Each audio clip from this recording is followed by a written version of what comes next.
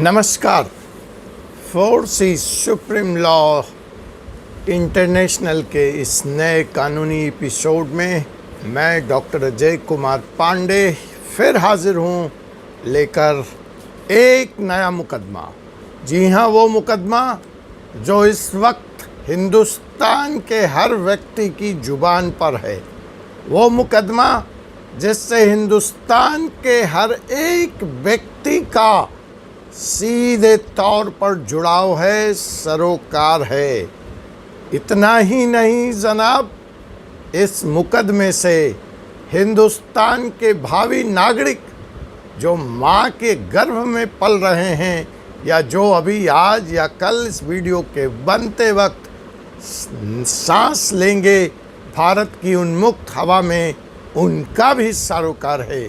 तो क्या आप मेरे साथ चलना चाहेंगे इस कानूनी यात्रा पर? अगर आपका जवाब हाँ है, ऐसा मुकदमा जो सीधे तौर पर आपसे जुड़ा है, तो तुरंत फोर्सी सुप्रीम लॉ पार्टनर के इस चैनल को सब्सक्राइब कर लीजिए ताज़ा तरीन कानूनी जानकारी के लिए। तो आइए आज का मुकदमा हम शुरू करते हैं। जी हाँ जनाब, आपने सही अंदाज लगाया, यह मुकदमा है नोटबंदी पार्ट 2। 2000 रुपये के नोट के किस्मत का क्या होगा? जी हाँ जनाब, और उसकी किस्मत के साथ साथ आपकी किस्मत का क्या होगा? मीडिया लगातार आपको जब से यह घोषणा हुई है, आम व्यक्तियों की परेशानी के बारे में, शंकाओं के बारे में, दुश्वारियों के बारे में आपको लगातार बता रही है।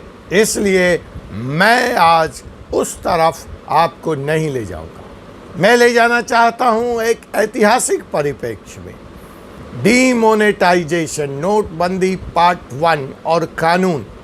हमको समझना है कि 2000 का यह नोट कानून के आईन में, कानून की नज़र में कितना कानूनी है, कितना गैर कानूनी है। पिछली घटना से सीख लेते हुए सरकार ने कुछ सावधानियां तो बरती हैं, लेकिन क्या यह सावधानियां पर्याप्त है, इसको भी जानने और समझने का हम प्रयास करेंगे। मसलन आरबीआई का जो नोटिफिकेशन आया है, इस बार 2 बातें वो कहता है, वो शायद पिछली घटना से सीख ली गई है। पहली बात कि 2000 का नोट इलीगल टेंडर नहीं है। कब तक? 30 सितंबर तक। पिछली बार क्या हुआ था कि तत्काल प्रभाव से 1000 और 500 के नोट इलीगल करार दिए गए थे। इस बार उससे थोड़ी भिन्न स्थिति है। आपके पास 4 महीने का विंडो है पैसे को बैंक में जमा कराने का या नोट को एक्सचेंज करने का। 30 सितंबर के बाद इन नोटों की कानूनी स्थिति क्या होगी, इस पर अभी तक आरबीआई खामोश है। और इस वीडियो के माध्यम से, इस समाचार के माध्यम से, अपने चैनल के माध्यम से भारत के नागरिकों की तरफ से मैं आरबीआई से ये अपील करना चाहूँगा कि आप स्थिति स्पष्ट कर दें। उससे जो बाज़ार में दुश्वारियाँ हैं, शंकाएँ हैं और जो गैर कानूनी तत्व, असामाजिक तत्व इस मुहिम का फ़ायदा उठाने में लगे हैं, उसको शांत करने में बड़ा संबल मिलेगा अगर आरबीआई 30 सितंबर के बाद इन नोटों की क्या स्थिति है इस पर और स्पष्टता लाए। अभी वह खामोश है। खामोशी की जगह आप सीधे तौर पर इन नोटों की स्थिति 30 सितंबर के बाद क्या होगी, क्या विशेष प्रावधान होंगे, कैसे नोट एक्सचेंज किए जाएंगे, बैंक में जमा किए जाएंगे। मसलन जो लोग इस वक्त देश से बाहर हैं 4 महीनों में, वो कैसे अपना नोट का एक्सचेंज या बैंक डिपॉजिट कर पाएंगे। ऐसे लोग जो इस वक्त बीमारी से जूझ रहे हैं और लंबी बीमारी में 4 महीने तक वो हॉस्पिटल से बाहर नहीं आ पाएंगे। और फिर और निवासी भारतीयों का भी सवाल है, एनआरआईज़ का भी सवाल है। इन सारे सवालों को मद्देनज़र रखकर मेरे ख्याल से आरबीआई को 30 सितंबर के बाद इन नोटों की क्या स्थिति होगी स्पष्ट करना चाहिए। खैर, ये तो हो गई 2000 नोट की बात, लेकिन मैं आपको लिए जाना चाहता हूँ उस कानूनी यात्रा पर कि जब 1000 और 500 के नोट भारत के प्रधानमंत्री के द्वारा तत्काल प्रभाव से 8 नवंबर 2016 को गैर कानूनी करार दिए गए, इलीगल टेंडर हो गया, तो इस फैसले को, भारत सरकार के इस फैसले को 58 पिटीशन के माध्यम से सुप्रीम कोर्ट में चुनौती दी गई। सुप्रीम कोर्ट का निर्णय आपको मालूम है, सुप्रीम कोर्ट ने डिमोनेटाइजेशन को सही ठहराया, लेकिन पक्ष में क्या तर्क थे, विपक्ष में क्या तर्क थे, किन आधार पर इस फैसले को सुप्रीम कोर्ट ने उचित ठहराया, कानूनी ठहराया, इन सारी पहलुओं की आज हम यहाँ पर पोस्टमार्टम करेंगे 2000 नोटबंदी के इस मौके पर। समझेंगे आखिर वो कौन से अधिकार हैं, आखिर वो कौन से कानून हैं जिसके तहत सरकार को ऐसे फैसले लेने होते हैं और इसका लाभ अर्थव्यवस्था को क्या होता है। तो जैसा कि मैंने कहा कि सुप्रीम कोर्ट में सरकार के इस फैसले को 58 पिटीशन के माध्यम से चुनौती दी गई। 4 जजों की बेंच ने इस मुकदमे की सुनवाई करी और मेजॉरिटी वोट अर्थात 3 जजों ने सरकार के फैसले के साथ जाने का फैसला किया और एक जज जो इस जूरी के मेंबर थीं, जो इस 4 सदस्यीय जूरी की मेंबर थीं, उन्होंने अपना मत इसके विपरीत दिया और इस कदम को, सरकार के इस कदम को गैर कानूनी करार दे दिया। तो आइए हम समझते हैं कि आखिर वो तर्क क्या थे जो सरकार के पक्ष में दिए गए और वो तर्क क्या थे जो इसके विरुद्ध आए और किस तरह से कोर्ट अपने अंतिम निर्णय पर पहुंची और सरकार के इस कदम को कानूनी करार दिया। जो मुख्य सवाल कोर्ट के सामने इस मुकदमे में था वो ये था कि आरबीआई एक्ट 1934 का सेक्शन 26 और सब सेक्शन 2, मैं रिपीट कर दूं, let me say this in English also because I know many people, non-Hindi people do watch this channel. So the main, the petitioner accused, the main ground for challenging this decision of the government was section 26 subsection 2 of RBI Act 1934. The petitioners in their petition alleged that this section was not followed in letter and spirit. Now let's see. आइए हम देखते हैं कि आखिर यह जो RBI act का section 26 of sub section 2 आखिर कहता क्या है, किस आधार पर इस पिटीशन को, इस निर्णय को चैलेंज किया गया इस एक्ट के तहत। So let me read it for you. On the recommendation of RBI central board, the central government may by notification in the Gazette of India declared that any series of banknotes of any denomination shall cease to be a legal tender. ये है RBI का section 26 subsection 2 जो ये कहता है कि इस section के तहत आरबीआई के सेंट्रल बोर्ड को पावर है कि वो अधिसूचना जारी करके और भारत सरकार के गजट में ऐसी अधिसूचना पब्लिश कराकर किसी भी सीरीज के बैंक नोट को गैर कानूनी करार दे सकता है। ये मुख्य आधार था सुप्रीम कोर्ट में पिटीशन, इस भारत सरकार के इस निर्णय को चैलेंज करने का। कोर्ट ने को यह देखना था कि आरबीआई एक्ट की इस नोटिफिकेशन की अनुपालना सही ढंग से हुई या नहीं हुई, या डिनोमिनेशन की प्रक्रिया को गैर कानूनी तौर से भारत की जनता पर थोप दिया गया। तो जैसा कि मैंने आपको बताया कि आरबीआई का section 26 sub section 2 was challenged in this Supreme Court in context with the previous decision of Government of India of demonetizing 1000 rupees and 500 rupees note। अब देखिए कि जिन लोगों ने यह पिटीशन लगाई उन्होंने अपने दावे के समर्थन में कौन कौन से तर्क दिए। पहला तर्क जो इस निर्णय का विरोध करने वाले लोगों की तरफ से आया वो यह था कि section 26 sub section 2 of RBI act 1994 ये कहता है कि डीमोनेटाइजेशन नोट को इलीगल टेंडर करने की प्रक्रिया का संपूर्ण अधिकार आरबीआई के पास है और ऐसे किसी भी निर्णय की शुरुआत आरबीआई के द्वारा की जानी चाहिए। इस केस में ऐसा यह देखा गया कि आरबीआई ने इस निर्णय की शुरुआत नहीं की थी, बट भारत सरकार प्रधानमंत्री ने सीधे तौर पर यह निर्णय ले लिया था। ऐसा आरोप ऐसी दलील भारत सरकार के इस निर्णय का विरोध करने वाले लोगों ने दिया। उनका कहना था कि एक्ट में यह पावर्स आरबीआई के पास सुरक्षित है। अगर ऐसा कोई निर्णय लिया जाना चाहिए था तो वो आरबीआई के द्वारा लिया जाना चाहिए था।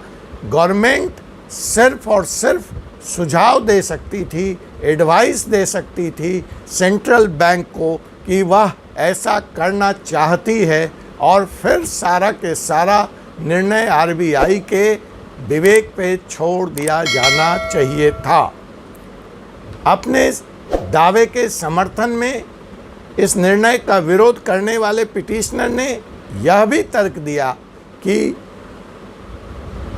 ऐतिहासिक तौर पर जब 2 बार नोटबंदी का फैसला हुआ वह था 1946 और 1978, तो ऐसा फैसला संसद में एक कानून लाकर लिया गया था, न कि आनन फानन में एग्जीक्यूटिव के द्वारा, प्रधानमंत्री के द्वारा लिया गया था। अब जो लोग इस सरकार के इस निर्णय का विरोध कर रहे थे उन्होंने अपने दावों के समर्थन में क्या कहा, आइए समझते हैं। यह तो विरोधियों के तर्क और दावे थे।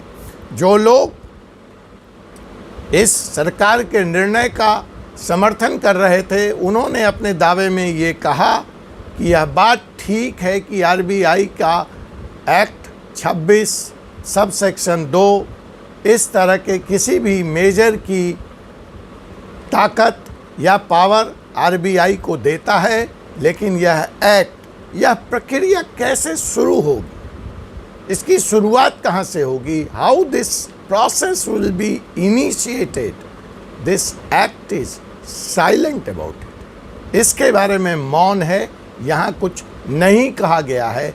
इसीलिए सरकार या आरबीआई दोनों में से कोई भी एक आगे बढ़ करके इस प्रोसेस का इनिशिएशन कर सकती है। अब देखिए कितना दिलचस्प है यह मुकदमा कैसे आज के फैसले से जुड़ता है। पिछली बार यह फैसला सरकार के द्वारा लिया गया, प्रधानमंत्री के द्वारा लिया गया और यह मुकदमा सुप्रीम कोर्ट में गया, सरकार का निर्णय चैलेंज हुआ। इस बार सरकार इस निर्णय से बाहर है, यह निर्णय आरबीआई का है। तो यह तर्क आरबीआई के वकीलों के द्वारा, भारत सरकार के वकीलों के द्वारा भारत सरकार के निर्णय के पक्ष में दिया गया था। जो दूसरा तर्क था, जो दूसरी दलील पक्षकारों ने रखी वह यह था कि इस तरह के किसी भी फैसले लेने के लिए एक्ट में जिस कोरम के मौजूदगी की बात है, the quorum as determined by the RBI general regulations 1949 was met for the central board meeting. सरकार की तरफ से जब इस तरह की प्रक्रिया शुरू की गई तो इसको अमली जाना पहनाने के लिए, इस पर अंतिम मुहर लगाने के लिए जो RBI जनरल रेगुलेशन 1949 है, उसकी मीटिंग के लिए जो न्यूनतम संख्या निर्धारित है, जो कोरम पूरा होना चाहिए, वह पूरी की गई थी। जो तीसरा तर्क पक्षकारों के द्वारा कोर्ट के समक्ष रखा गया वह यह था कि दो the process with the RBI began in 2006, the process was kept confidential. पक्षकारों ने यह भी दलील दी कि जैसा विरोधियों के द्वारा बताया जा रहा है कि यह फैसला आनन फानन में लिया गया था, यह गलत है। इस फैसले को लेने से पूर्व सरकार के और RBI के बीच में एक लंबे दौर की कंसल्टेशन चली थी। निर्णय नवंबर 8, 2016 में आया। कंसल्टेशन की प्रक्रिया फरवरी 2016 से शुरू हो गई थी। अतः इस फैसले को RBI के ऊपर थोपा जाना या अतिरेक में लिया गया फैसला या आनन फानन में लिया गया फैसला नहीं माना जा सकता है। और अपने इस दलील के समर्थन में मुकदमे के दौरान सरकारी पक्ष ने तमाम सबूत कोर्ट के सामने मिनट्स ऑफ मीटिंग्स प्रस्तुत किए। इस दावे का विरोध करते हुए कि 1946 और 1978 में जब डिमोनेटाइजेशन की प्रक्रिया की गई थी और जिस तरह से विरोधी पक्ष ने कानून लाकर, संसद द्वारा कानून पारित कराकर इस फैसले को लागू करने का हवाला दिया है, वह अपनी जगह सही है, लेकिन वह पूर्ण सत्य नहीं है। तो इस दावे को काटने के लिए सरकारी पक्ष ने या समर्थकों ने कोर्ट के सामने यह कहा कि उस समय संसद को कानून लाने की ज़रूरत इसलिए पड़ी थी क्योंकि RBI ने सरकार के इस फैसले को मानने से इनकार कर दिया था। इस बार 2016 में 1000 और 500 के नोट को जब डिमोनेटाइजेशन करने का फैसला हुआ तो सरकार और RBI एक फ्रीक्वेंसी पे थी, एक पेज पे थी। दोनों सहमत थे कि देश की अर्थव्यवस्था के लिए, आतंकवाद की चुनौती से निपटने के लिए, ब्लैक मनी से निपटने के लिए इस तरह का प्रावधान, इस तरह का निर्णय, इस तरह का पॉलिसी चेंज लाया जाना आवश्यक है। सुप्रीम कोर्ट के 4 जजों की बेंच ने एक डिसेंट वोट और 4:1 के वोट से सरकार के इस फैसले को कानूनी करार दे दिया। अब आइए, जो जज इस सरकार के कदम के फैसले के समर्थन में थे, उन्होंने अपने जजमेंट में क्या लिखा, उनकी मुख्य बातें क्या थी, इसकी तरफ हम आपको लिए चलते हैं। SC, the Supreme Court has upheld the demonetization process and observed that B.R. Gavai साहब, जो कि मेजॉरिटी वोट का प्रतिनिधित्व कर रहे थे, उन्होंने अपने जजमेंट में ये लिखा कि demonetisation notification does not suffer from any flaw in the decision making process. अर्थात नोटों को गैर कानूनी डिमोनेटाइजेशन करने की जो अधिसूचना सरकार द्वारा दी गई है उसमें कोई त्रुटि नहीं है। The decision of government of India satisfies the test of proportionality. जो लोग कानून के क्षेत्र से नहीं हैं उनके लिए मैं स्पष्ट कर दूं कि टेस्ट ऑफ प्रोपोर्शनैलिटी यह बात करता है कि जो ऑब्जेक्टिव है, जो सरकार का उद्देश्य है, उसको करने के लिए जो तौर तरीके अपनाए गए हैं वो दोनों में एक बैलेंस है, एक समतुल्य है। ऑब्जेक्टिव को पूरा करने के लिए, ऑब्जेक्टिव चाहे कितना भी उदात्त हो, अच्छा हो, उसको पूरा करने के लिए तरीके भी उदात्त होने चाहिए और मीन्स भी राइटफुल होने चाहिए। That is called the test of proportionality. जो यह तर्क दिया गया था विरोधियों के द्वारा कि सरकार के इस फैसले के द्वारा आम जनता को बहुत तकलीफ हुई, बहुत परेशानी हुई। उसके बारे में बात करते हुए जस्टिस B.R. गवई ने अपने जजमेंट में कहा कि यह सैड है, यह दुखद है, लेकिन भारत के नागरिकों को भारत के बेहतरी के लिए इस तरह की कुर्बानी देने को, इस तरह के परेशानियों को झेलने के लिए तैयार रहना चाहिए। Individual interest must yield to the larger public interest sought to be achieved. व्यक्ति से ऊपर देश और देश का ऑब्जेक्टिव है, और उसको प्राप्त करने के लिए इंडिविजुअल्स को ऐसी परेशानियों को झेलने के लिए तैयार रहना चाहिए। Justice B.V. नागराथन, जो कि इस फैसले पे अपना डिसेंट वॉइस दिया था, जिन्होंने इस फैसले का विरोध किया था, उनका कहना था कि the RBI act does not envisages initiation of demonetization of bank note by the centre. वही बात कि इस तरह का अगर कोई प्रावधान, इस तरह की कोई निर्णय लिए जाना है तो उसका सर्वाधिकार RBI के पास सुरक्षित है, सेंटर को कोई अधिकार नहीं है इसमें हस्तक्षेप करने का।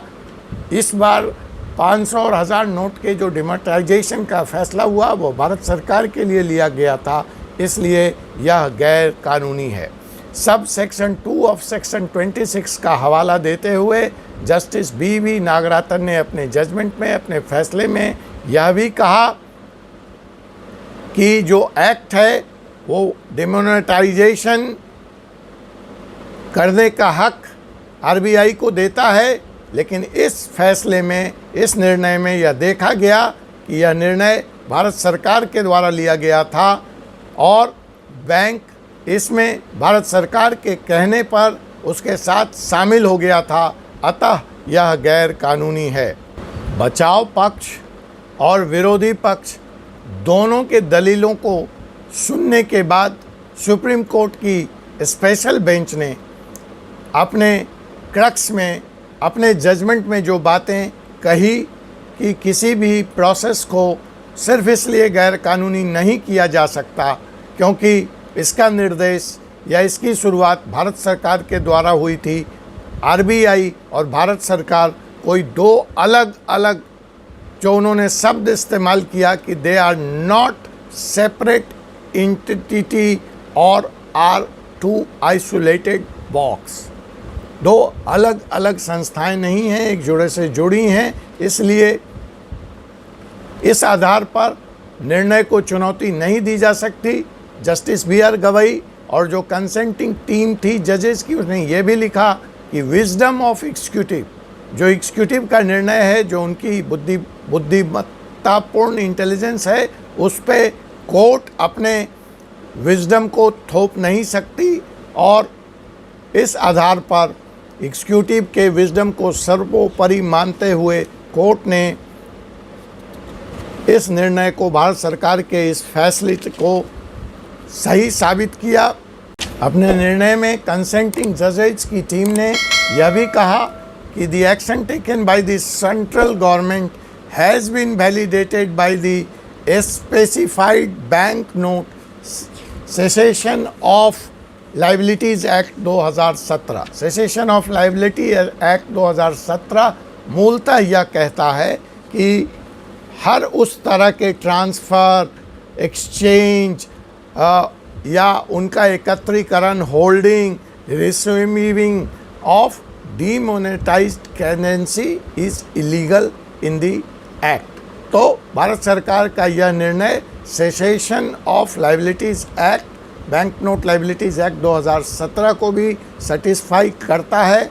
हाउएवर, जो डिसेंटिंग नोट था उसमें यह कहा गया कि किसी भी वेल इंटेंशन मुद्दे को इस आधार पर जस्टिफाई नहीं किया जा सकता है कि भारत सरकार का इंटेंशन बढ़िया था, और इसलिए अपने डिसेंटिंग नोट में जस्टिस B.R. नागराथन ने कहा, while the major was well intention, Bharat सरकार का उद्देश्य अच्छा था, but it is to be declared unlawful गैर कानूनी है purely on the ground that the record demonstrated there was no independent application of mind by RBI.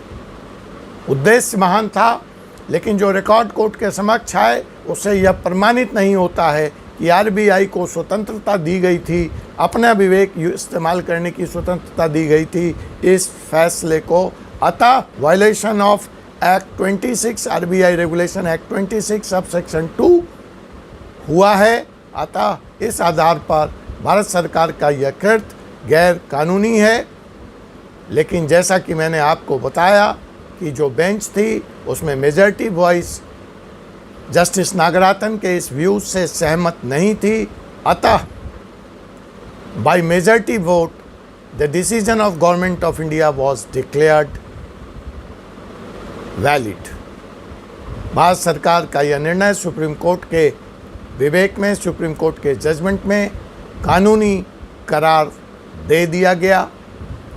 इस ऐतिहासिक फैसले को आज आप तक लाने की ज़रूरत इसलिए पड़ी कि भारत दोबारा 2000 के नोट पर ऐसी ही किसी कार्रवाई में फिर से संलिप्त है।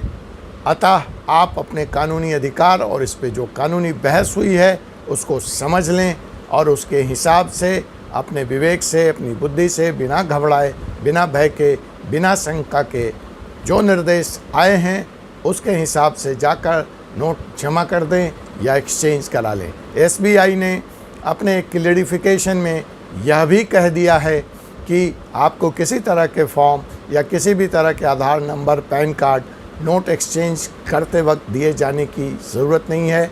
एसबीआई के इस क्लैरिफिकेशन का हम स्वागत करते हैं, लेकिन इसके साथ भी क्लाउज फंसा हुआ है। यह सिर्फ 20,000 रुपये तक है। 20,000 रुपये के बाद अगर आप नोट एक्सचेंज करेंगे तो आपको अपना प्रमाण, अपना पहचान पत्र देना पड़ेगा। इसमें जो तीसरी बात महत्वपूर्ण है वो यह भी है कि रुपये आप कितनी बार एक्सचेंज करें। एक बार में 20,000 रुपये आप एक्सचेंज करने की आपको छूट है, लेकिन आप कितनी बार एक्सचेंज करें इसके बारे में कोई स्पष्टता नहीं है। तो यह मान के चला जा रहा है कि एक व्यक्ति एक दिन में पंक्ति में लग करके जब उसका नंबर आए तो अनेकों बार अपना रुपया एक्सचेंज करा सकता है, भिन्न भिन्न बैंकों से वो एक्सचेंज करा सकता है। अतः कोई घबराने की ज़रूरत नहीं है। आने वाले दिनों में इस पॉलिसी को लेकर और स्पष्टता आती जाएगी।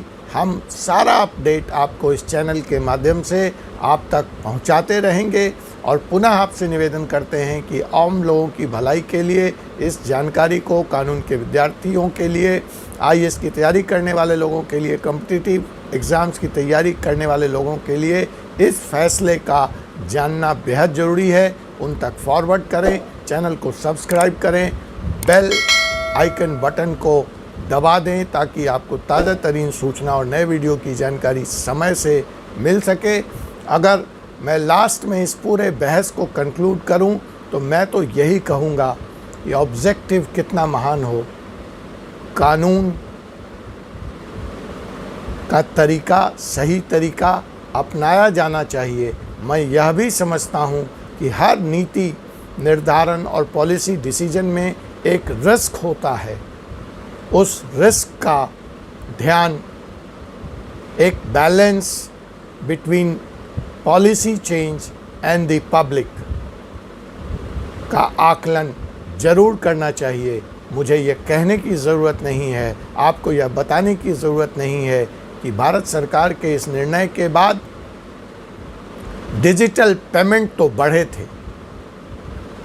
वो एक अलग चैलेंज है कि जब हम 100 रुपया 100 बार भी एक्सचेंज करते हैं तो उसकी वैल्यू सेम रहती है, लेकिन जब हम डिजिटल पेमेंट की इस नई प्रक्रिया में शामिल हैं तो हम यह देख रहे हैं कि जब हम ये 100 रुपये का पेमेंट करते हैं तो हमसे भिन्न भिन्न माध्यमों से एक्स्ट्रा चार्ज किया जा रहा है।